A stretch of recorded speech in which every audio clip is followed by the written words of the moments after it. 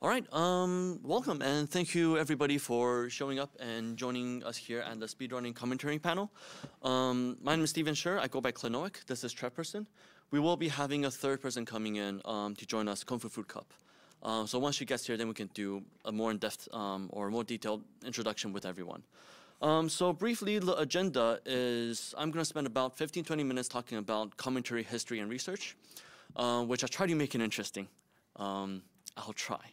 And then I have some questions prepared for the two panelists here because I myself haven't done a lot of speedrunning commentary nor Twitch streaming. So I'm going to leave it for the people who have a lot of experience. I'm just an academic. And lastly, I'm going to have anybody can ask questions. So firstly, to talk about commentary, I first want to talk about storytelling. So this is an early depiction of Beauty and the Beast.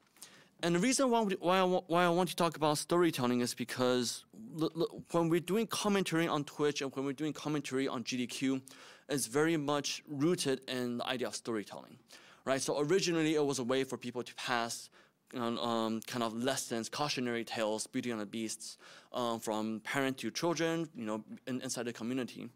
And this is still seen here today. When we went to elementary school, we listened to stories. Even in settings like middle, high school, universities, even right now, I'm crafting this story to tell everybody to kind of inform you about commentary. It's not quite surprising that the idea of storytelling is also very much prevalent in video games, right? Zelda is an epic story of Link going through extreme ordeals to save Princess Zelda. Portal is about one person stuck in a weird experimental facility trying to escape and trying to figure out what's going on.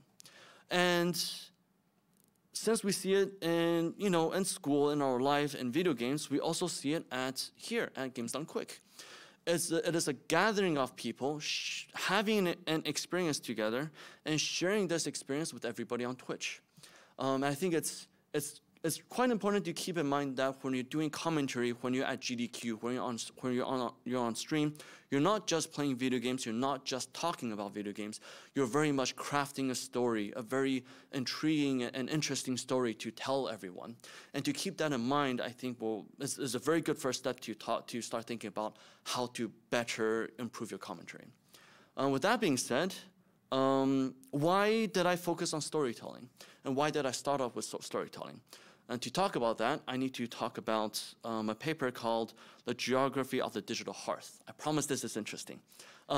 This was done in 2003 by Bernadette Flynn, and she actually studied people playing video games in living rooms. And you can see here, this is not a second page, this is quite a few pages down. She looked at how people hold controllers, how people gather around the living room to play video games.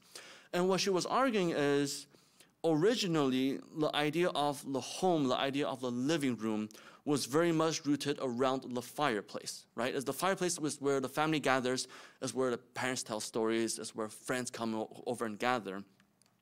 And after World War II, the idea of the home became so important that there was a lot of push for the perfect hearth, the perfect living room, the perfect home. And with the invention of the radio and with the kind of everybody having a radio in the living room, the radio became what Bernadette Flynn called the digital hearth, as an electronic version of the fireplace, where people gather around to listen to stories over the radio. And the television came around, and it became people gathering around the television to listen to stories, to watch stories. And Bernadette Flynn, she studied video gaming because she was trying to argue that video game consoles are the new digital hearth. It's people gathering around a living room doing the same thing, just sharing an experience together. And it's quite interesting, and these are actually photos from the paper. She actually went to different kind of homes in Australia to watch people play video games to very much the same methods that I'm using for my research. And part of my research, what I'm trying to argue is that the digital hearth has now moved from the video game consoles and living rooms to Twitch. Twitch is now where people are gathering to share an experience together, to listen to stories, no longer physically, but virtually. It's a type of virtual hearth. And the reason why storytelling is important is because storytelling was done around fireplaces, on radio, on television, around video game consoles, and now it's done on Twitch. when you're streaming, when you're at GDQ, you are telling a story. And I think it's a very easy way to start approaching the idea and thinking about commentary. With that being said, I want to now move on to talking about what makes good commentary. So in August of 2017, my colleague and I, Lucas Kempe-Cook at Indiana University, we were part of the informatics department. We studied esports casters. So we did 20 interviews, 10 with Rocket League casters and 10 with Dota 2 casters.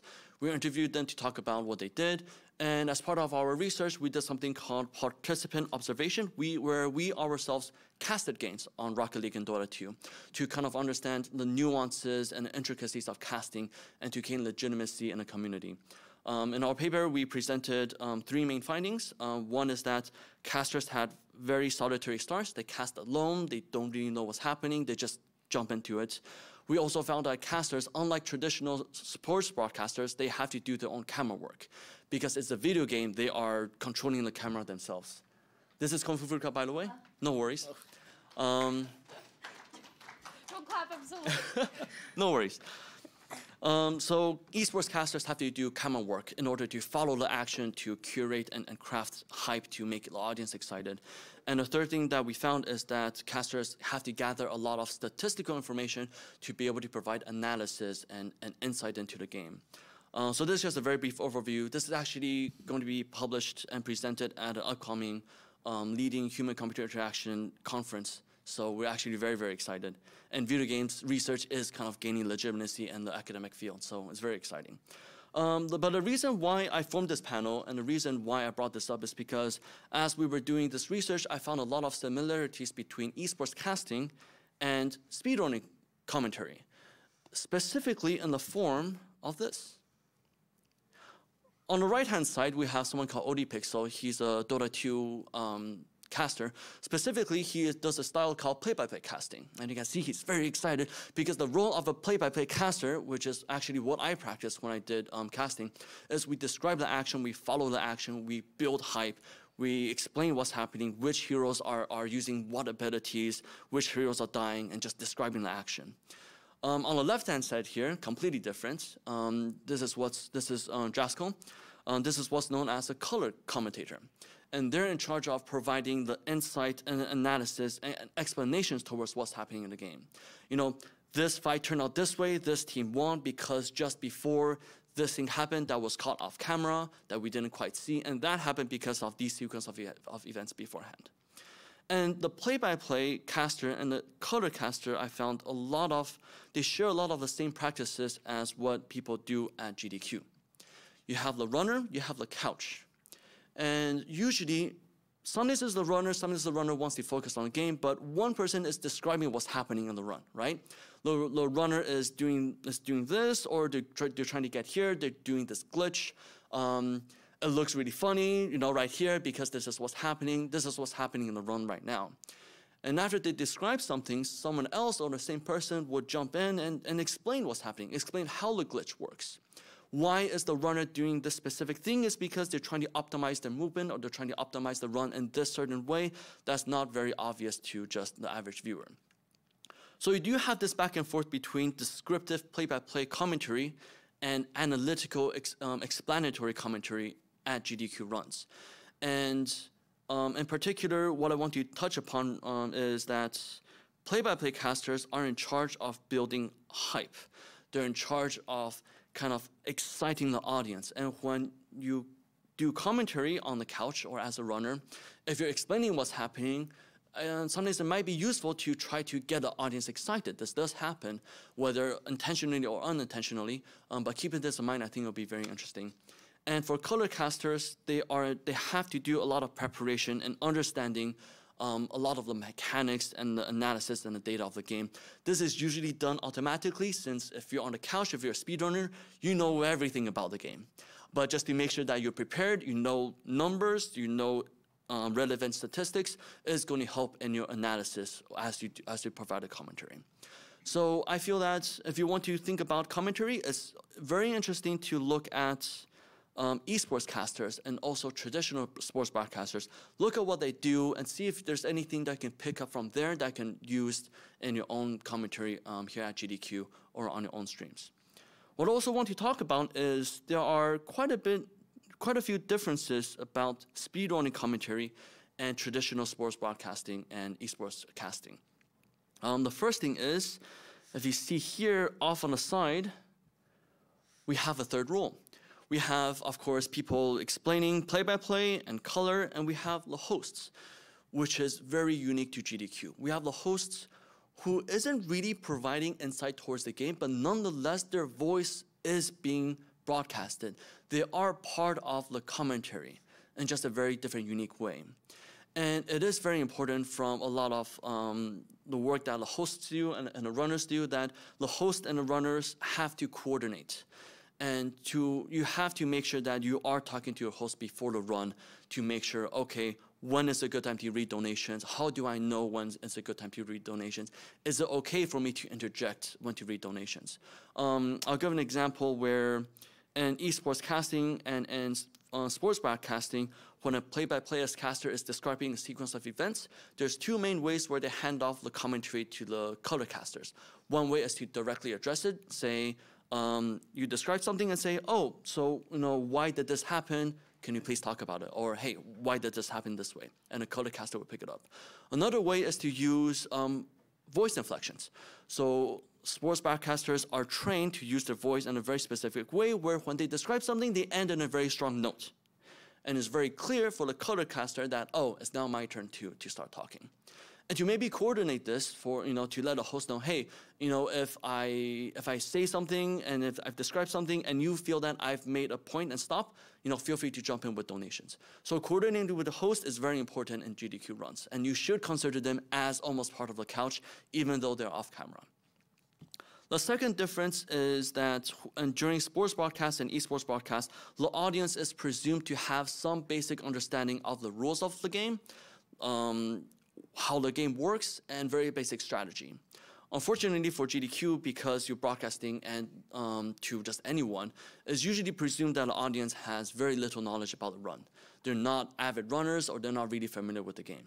So you have to keep that in mind and tweak your commentary to say, okay, I do need to explain low-level things so that people can follow. You do also have to tweak this if you're streaming yourself on Twitch. You have to, of course, the chat, but to be aware, if there's a raid or if there are new members, I need to then modulate my commentary to say, okay, maybe I do need to explain simple things because there are new viewers. Or, okay, these are just viewers I know a lot of the time. I could talk about, other stuff, daily life stuff, or just anything else. So knowing your audience is very important in the success of a good commentary. Who's watching? If it's at GDQ, they're most likely just everyday people. Or if it's your own stream, maybe they do know the game a lot. And the third difference is that there is unique interactions between the commentator and the chat or the viewers. Less so in games done quick because the runners and the couch don't really see the chat. But if you're streaming by yourself, there is unique interactions between you responding to what a chat says that isn't done in sports broadcasting or esports broadcasting. I don't have too much to say there because I don't have a lot of experience and it's actually an ongoing research topic right now. But this is why I brought along Kungfufruitcup and TrevPerson. So if you can give an introduction, that'll be terrific. All right. Hi, I'm Kung Fu, and I'm perpetually late. And and I am a variety streamer. I do a little speedrunning. I've been hosting at GDQs for a couple years now, and I'm now on the interview team, which is really fun. Okay, I think I should be a little closer. And I'm not sure what else to say about that, but yeah, I try to have fun. I'm TrevPerson. I am a Majora's Mask speedrunner. I've delved into a couple other games briefly, but that's generally my primary focus. I've run it a few times actually at GDQ back in 2016 and 2017. Do a little bit of variety, not really as much. I think Kung Fu definitely has a lot more experience there. But so I'm mostly into the speedrunning and mostly have the experience with running it at GDQ, I'd say. Okay, sure. So I have a few questions here. Firstly, in what ways have you noticed you doing a successful job in commentary? have you noticed any strategies you employ that you're consciously aware of, or things that you've noticed that makes good commentary? Well, it depends. So running at a GDQ, I definitely, it's actually builds upon what you were mentioning earlier with knowing your audience. I have to assume that, like, a lot of people are going to know Majora's Mask, and I'd say a lot of people, I generally assume that people are at least aware of, like, 3D Zelda games and, like, general basic mechanics of how they work. But at least specifically with Majora's Mask, and especially recently with, like, Breath of the Wild coming out and maybe more people being, like, open to watching the franchise, I still have to explain a lot of, like, the more basic things specific to that game. So I will generally introduce things beforehand. Like, if I do a lot of the color casting afterwards, but also play-by-play. I tend to attempt to balance both a little bit when I'm doing my GDQ runs. I introduced certain glitches and tricks that are coming up in the run beforehand so that they know what to look for, know what to get excited about. And then afterwards, after they happen, maybe I have some downtime, maybe I have a cutscene, maybe I have loads, whatever it is. I can then delve into more how it works, maybe go into the history of it a little bit and that sort of thing, which tends to fill time but also keep people interested as well. So that is generally my basic strategy with approaching games done quick commentary, I'd say. A little bit different on my stream because on my stream everybody knows more the basics of what I'm doing. Maybe they've seen it a bunch of times. People are very familiar with the run, so I then tend to just talk about the current state of that run as opposed to having to explain everything, and that's what people are there for, I'd say. Mm-hmm. I've also noticed with GDQs, GDQs specifically, even if it is an older game, a lot of times I've seen, even if it's just the couch, explain hints of the story at the beginning. They're just like, here's the very basic of what you're going to expect in this game, just so they can kind of have the idea, especially if you're going to be breaking it so hard that they're like, I can't keep up with the story because there is nothing to see. But I would say with my stream personally, since I go back and forth between so much different content, it's more so just making sure I have a balance between chat and the game. When I'm speedrunning, it's like a totally different environment because I have to learn very specific points of this is when I can look away. Whereas variety, you can just pause because there's no timer, so there's no issue. So it really depends on the subject. I can go on an accidental rant if I have a smooth run going and somebody asks a question and I only see that question, and then 10 minutes later I'm like, I'm so sorry, chat. So it really depends on the type of content as well. It really changes up the amount of time you can spend between one thing and the other. Mm-hmm. So Trev, since you've run at GDQ, I believe 3 times, have you noticed that, have you considered, or whether it was kind of intentional or unintentional, you trying to build a good storytelling experience as you run the game or as you've kind of done couch commentary? Yeah, I think that is definitely the case. I actually noticed this the most with my Pokemon White 2 speedrun. So like I said, I've delved into other games. I've mostly run Majora's Mask, but actually most recently I ran Pokemon White 2 at AGDQ. And that game does have a lot of downtime. It does have a lot of time where maybe something that doesn't necessarily need to be explained is going on because it's already happened before, or it's already clear what's going on. And so sometimes, or even during cutscenes, where I'm advancing through the text too quickly for people to really follow what's going on, I'll start explaining like basic parts of the story so people can follow along. And it kind of builds into like what I'm doing, where I'm going. Even for people who are already familiar with the game, that gives them more information, like why I'm doing certain things as well.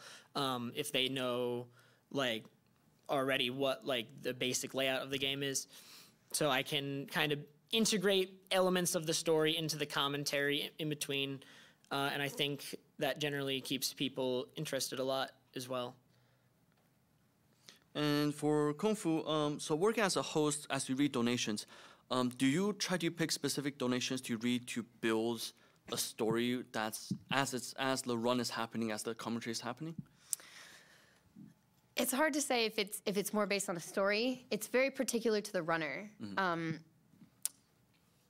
I feel like, well, we have kind of guidelines on the types of donations to read at specific points during the marathon, whether it's during a run or in between runs or, you know, towards the beginning or end. You just have things that you have to kind of organize because we're getting filtered donations, but then we are basically the final filter before what is read. And then, you know, you have to figure out how much time you're actually going to have to read certain donations.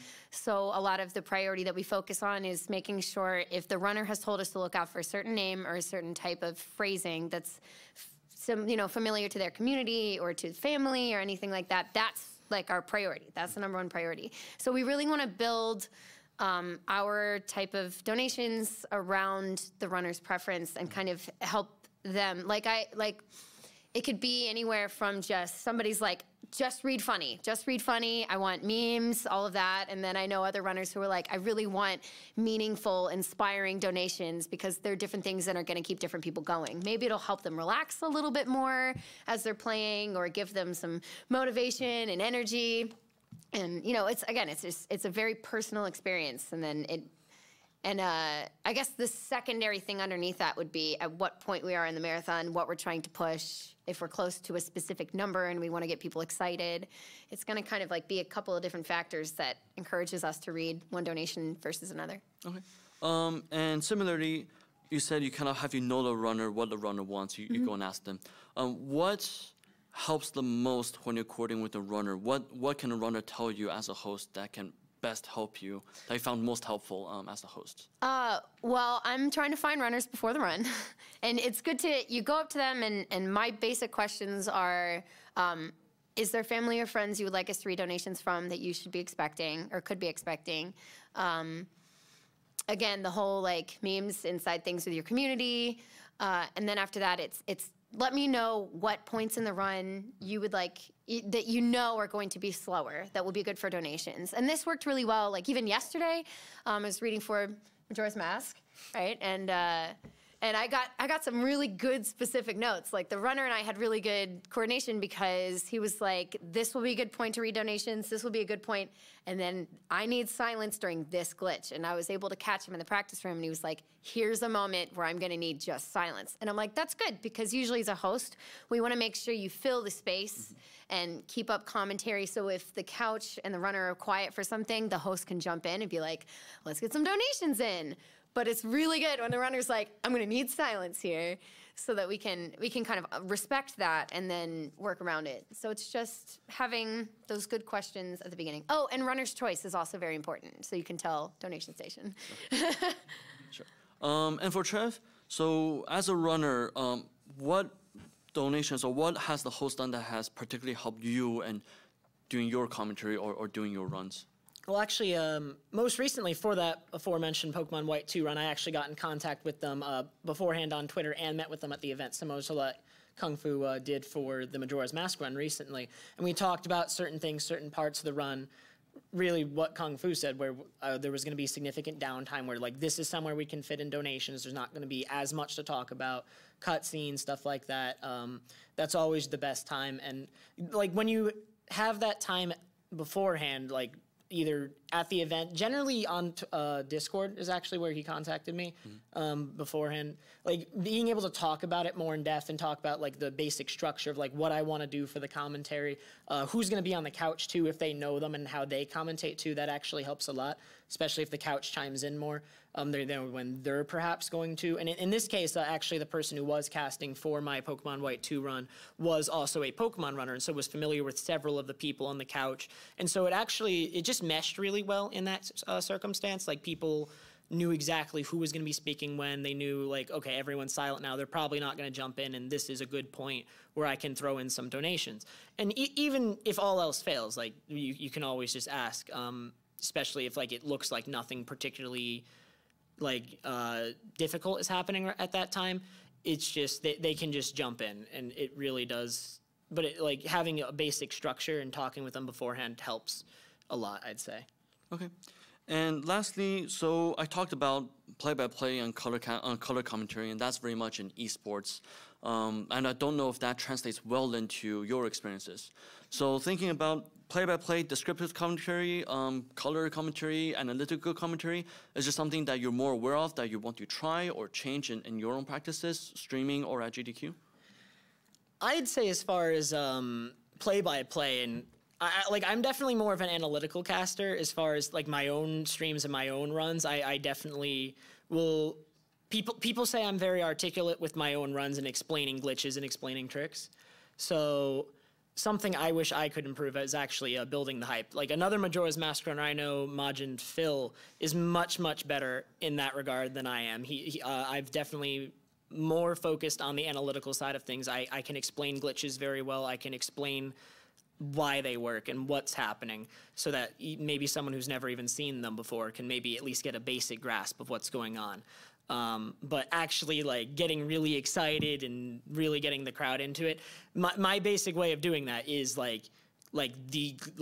getting them excited about those glitches. But I can't just like build hype in the moment when it's happening. That's always something I wish I could improve at. It's difficult to balance, I'd say. Most people are going to fall one way or the other in terms of what they're better at, and it can be difficult actually to improve at the other, I'd say. What about you, Kung-Fu? Just with Kind commentary versus. Yeah, so kind of thinking about. I feel like it's a little different for me. That's just why. Yeah, what about for your own personal, like when you're streaming yourself on your own Twitch channel? Do you find yourself doing more descriptive things, or doing more analytical things, or more reactive things with the chat? I'm highly reactive. So I would say I'm almost the opposite of you, where I can explain the glitches that I know from my runs, and I like to actually go in runs and hear about them and hear how they work, because I think it's really fascinating. But I would say in general, I'm much more reactive based. It's more for like the punch, you know. You want to see that kind of moment where people just, I don't know. Maybe I should phrase it like I'm better at providing high emotional reaction and expressiveness versus technical detail based on my personality. So thinking about that, as a runner, you get to kind of pick who's on the couch or who your host is. I'm just curious your thoughts about making sure on the couch you have someone analytical like you, Trev, and also someone on the couch who can do reactive, or do a lot of play-by-play or descriptive casting like Majin Phil or you, Kung-Fu. Having that mix, have you considered that when you're forming a couch or when you work? Yeah, I'd say that's actually very important when forming a couch.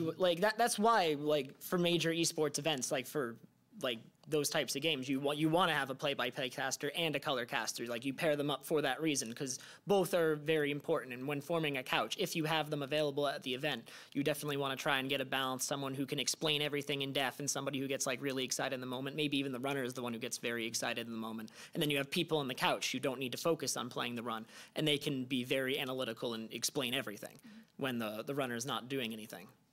I would also say that with hosting, it's not so much about detail and analytics. And since the runner doesn't get to pick the host, I think the hosts are just kind of trained or guided to be more reactive in general, because we're all about providing hype, encouraging people to support.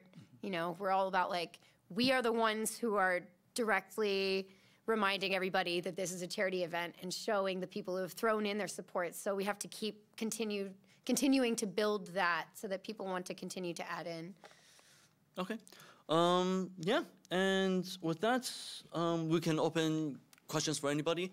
If you have questions about running, you can ask TrevPerson. If you have questions about hosting, it's Kungfufruitcup.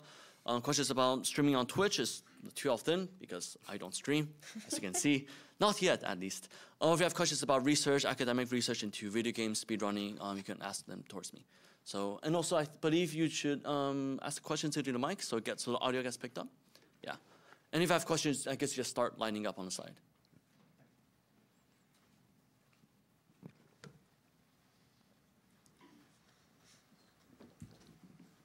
Should I move this? Yeah. So my question is actually to Clenoic. Basically, I run a channel that's dedicated to blind speedrunning specifically. As a result of that, the commentators, both the color and play-by-play, oftentimes are also blind to the game. Okay. So we and the runners are all running in this together, having no idea what's going on. And it generates moments where the players are repeatedly doing the same thing over and over and over again because they haven't had that practice, so they're getting game overs, they're getting deaths. And there's moments where the commentators don't know what's going on and what to say. So there's often a lot of times where we're trying our best as possible to fill the gap to fill those gaps. And my main question with that in mind is, has there been academic research into the amount of time in which that level of commentative silence, how long those periods can be before the audience starts waning in interest? So in terms of academic research, there's not too much in sports broadcasting or esports broadcasting. Mainly they're concerned about the practices. But in terms of silence, I know there is a lot into theater and improv. There is kind of academic papers into those two areas that you might find interesting, because the idea of improv is you don't know what's going to happen, right? Actually, so my co-author, Lucas, who goes by on the screen named Ravlin, he was the color commentator, and he actually has a background in theater and improv.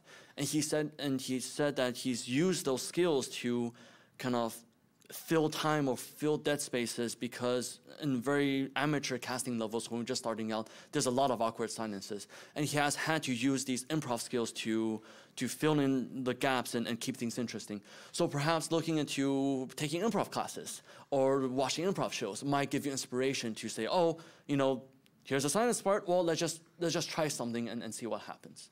Yeah. Thank you. Test, okay. Good afternoon, everyone. Clenoic, my question is for you. I have often done commentaries for a variety of games and restream channels. I am usually paired with one other. Sometimes I'm by myself, sometimes I'm actually with two others. Your standard research involved just 2 people. Has any of your research involved 3 people or 1 person at the mic? So in the traditional form, or the most preferred form, is co-casting, which is 2 people. What we found is a lot of casters, when they start out by themselves because they have nobody to cast with. So they're usually streaming by themselves or making YouTube video just them solo casting and just grinding it out. There was one participant who casted for 12 hours a day for like 7 days straight, just by themselves, to kind of gain legitimacy and gain fame and to be known in a community. So there is a lot in my research about solo casting. In terms of 3 casters, I haven't really seen that. I've seen that briefly in NBA casting, where I think they were bringing on the 3rd person for training or for internships or just for an experience, but not so much 3 people casting. It's usually 2 people. Yeah. Thank you. Yeah, no problem. This question is for our 2 streamers. I'm kind of in an awkward situation where I don't know what the next step to take is. I have a lot of experience moderating for speedrun channels for a couple years now, one of which is Trev's, incidentally. But I've always thought I have the right voice and personality to be a commentator, but I just don't know how to go about becoming one because I don't run. So is this a commentator on streams or for GDQs? Well, for streams first, presumably. Okay. I know. So is running something that you're interested in? I am. It's mostly I have medical constraints that would keep me from putting in the amount of time that most people put into being a good speedrunner. Yeah, okay. So you're interested in potentially co-casting with somebody? Yeah, like races, like I see races and they have 2 commentators on. I'm like, I think I could do that, but I just have no idea how to like show up and be like, I don't run, but can I commentate? In my experience, a lot of the time it's mostly about having some sort of evidence that you have the potential for this and then reaching out. And it can take multiple times, just like, you know, trying to get jobs in any kind of industry, anything like that. People need to know that it's something that you want. So you have to put the word out there in the most respectful but assertive way possible to be like, this is something I'd be great at, and this is something I'm interested in. I see you do this. If you don't have an opportunity, do you know anybody that might? So just looking around you to see any kind of instance that has something that you might be interested in, and then contacting as many people in that area as possible. Because the more word you get out there, the more potential you have to make something work for you. Thank you. I also have, well, I guess the question was directed to me, but since a lot of esports casters start off by themselves, there's something called the grind, where you just have to get started somewhere. You don't know where to start. Every single caster we talk to, they start off with just, I have a mic, I just tried it, and I think one of code was like, I recorded a YouTube video with me casting, it was trash, I uploaded it anyways, or something along those lines. So in terms of kind of showing that you have interests, one easy thing you can do is just find restreams or just find YouTube videos of races or runs, cast over them, commentate, upload them to YouTube, have 3-4 videos, and then go on a channel and say, hey, can I get some feedback? And that's a really good first step into getting your name known, or getting someone to know that you are interested in this, and that's going to open up more doors. Thank you. Yeah. Can I just say real quick? You should come talk to me, actually. You could also talk to me, possibly. I'm just saying, that's exactly what I'm looking for. There's no commentators on my channel, so if you are interested, come talk to me. Yeah. See, getting the word out. I'm telling you. There you go. That's the first step. So with that, we are a bit early, but if you have any questions, I'm going to stick around. I don't know about YouTube, but if you have any questions and you see us around, stop us, chat with us. We're more than happy to talk to you about anything about casting related or anything video game related. Well, thank you very much. Thanks, guys.